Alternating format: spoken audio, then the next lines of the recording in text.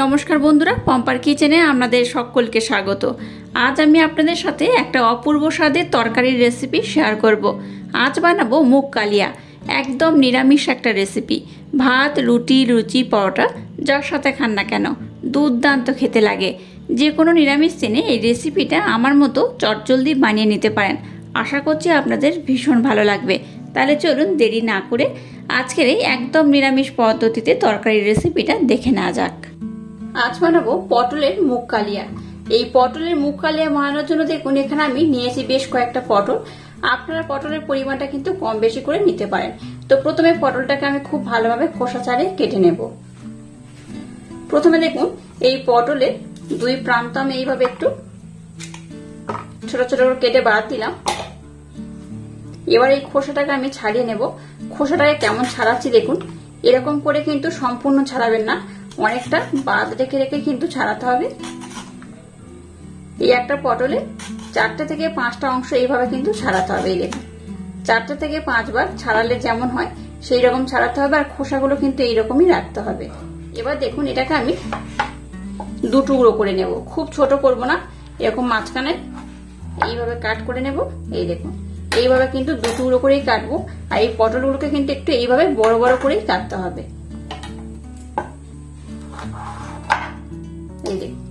এইভাবে আমি দু টুকরো করে কাটবো, আর প্রত্যেকটা পটল কিন্তু এইভাবে কেটে নেব। কেটে পটলগুলোকে আমি প্রথমে খুব ভালোভাবে ধুয়ে পরিষ্কার করে নেব। এবার দেখুন গ্যাসটাকে জেলে দিয়ে একটা কড়া বসিয়ে কড়াটাকে গরম করে নিয়েছি। এবার এখানে অল্প করে আমি মুগের ডাল দিয়ে দেব। ডালটাকে প্রথমে আমি একটু হালকা নাড়াচাড়া করে ভেজে নেব। খুব লাল করে ভাজবে না, একটু হালকা নাড়াচাড়া করে ভেজে নিলেই হবে। দেখুন ডালটাকে কিন্তু আমি খুব সুন্দর একটু হালকা লালি ভাব করে ভেজে নিয়েছি। একদম লাল করবে না, একটু হালকা এরকম লালি ভাব করে ভাজতে হবে। এবার এটাকে আমি নামিয়ে নেব। আবারও কড়াটাকে বসিয়ে দিয়েছি, এর মধ্যে দিয়ে দেবো সর্ষের তেল। আজকের রেসিপিটা আমি সর্ষের তেলেই বানাবো। তেলটাকে প্রথমে একটু ভালোভাবে গরম করে নেব। এবার দেখুন যে পটলগুলোকে খুব ভালোভাবে কেটে ধুয়ে নিয়েছি, এগুলো এর মধ্যে দিয়ে আমি ভেজে নেব।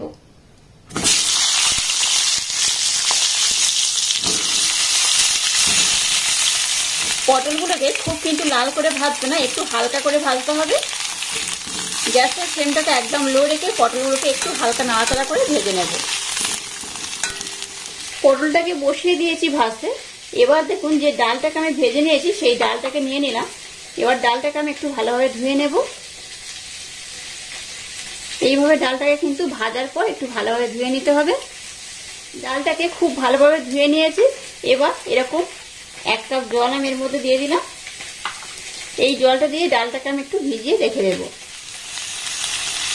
দেখুন পটলটাকে আমি একটু হালকা লাল লাল করে ভেজে নিয়েছি, খুব কিন্তু লাল করব না, একটু এইরকম হালকা লাল লাল করে ভেজে নিলেই হবে। এবার পটলগুলোকে আমি উঠিয়ে নেব। এবার এখানে একটা আলু নিয়েছি টুকরো টুকরো করে কেটে, এই আলুটাকে দিয়ে দেব। এখানে এক্সট্রা করে তেলের দরকার নেই, আলুটাকে দিয়ে এটাকে আমি একটু লাল লাল করে ভেজে নেব। আলুটাকে দেখুন একটু আমি লাল লাল করে ভেজে নিয়েছি। এবার আলুগুলোকে আমি উঠিয়ে নেব।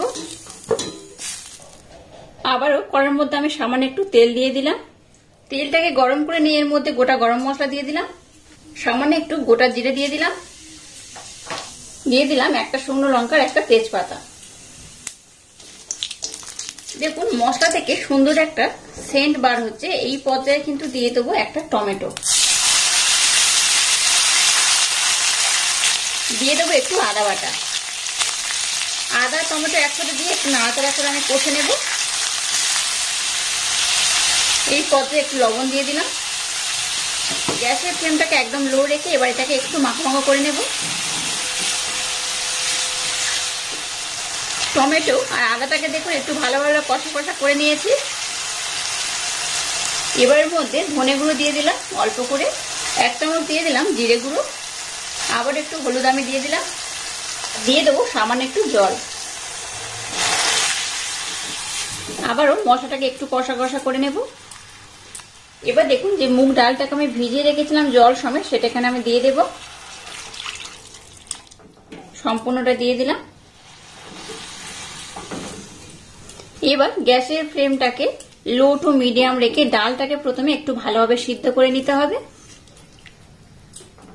এই পর্যায়ে আবার একটু আমি লবণ অ্যাড করলাম। গ্যাসের ফ্লেমটাকে লো টু মিডিয়াম রেখে ঢাকা দিয়ে এটাকে এবার আমি একটু ভালোভাবে সিদ্ধ করে নেব। দেখুন ডালটাকে আমি একটু ভালোভাবে সিদ্ধ করে নিয়েছি। একদম কিন্তু মাখো মাখো হলে সিদ্ধ হলে যেমন হয়, একদম মাখো মাখো করে সিদ্ধ করা যাবে না, এই রকমই সিদ্ধ হবে।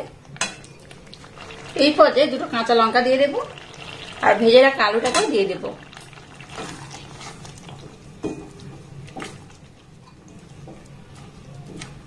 আবারও সমস্ত উপকরণ একটু নাড়াচাড়া করে একটু মাখো মাখো করে নেব। এই পর্যায়ে আমি আরেকটু জল দিলাম, একদম অল্প করে দিয়ে দিলাম। আবারও গ্যাসের ফ্লেমটাকে লো টু মিডিয়াম করে এটাকে ঢাকা দিয়ে 4 থেকে 5 মিনিট আমি রান্না করে নেব।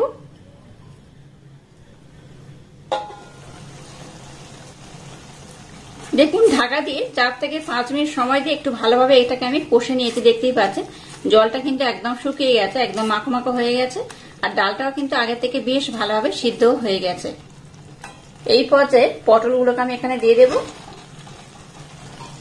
পটলটা দিয়ে আবার এটাকে আমি একটু ভালোভাবে কষে নেব। আজকে একদম ইউনিক স্টাইলে এই রেসিপিটা একবার হলেও ট্রাই করবেন, আশা করছি আপনাদের ভীষণ ভালো লাগবে।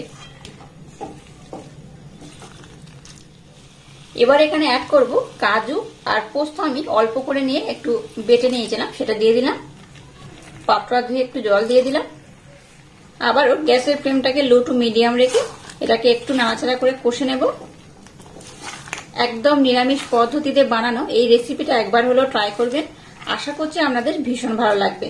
যে কোনো উপোসের দিনে বা নিরামিষ দিনে এইভাবে কিন্তু আপনারা বানিয়ে নিতে পারেন, অসম্ভব মজাদার খেতে হয়। এই পর্যায়ে এটাকে কিন্তু আর ঢাকা দিতে হবে না। ঢাকা না দিয়ে এটাকে আমি 2 মিনিট ধরে একটু নাড়াচাড়া করে রান্না করে নেব।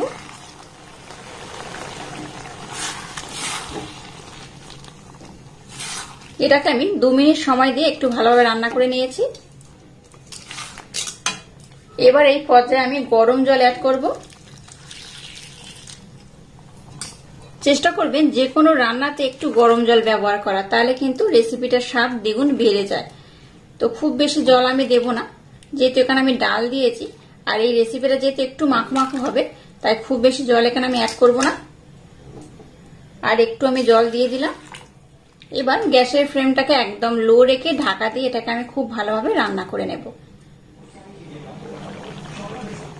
গ্যাসের ফ্লেমটাকে একদম লো রেখে এটাকে দেখুন খুব সুন্দর করে আমি বানিয়ে নিয়েছি আর অনেকটা কিন্তু মাখো মাখো করে নিয়েছি, দেখতেই পাচ্ছেন।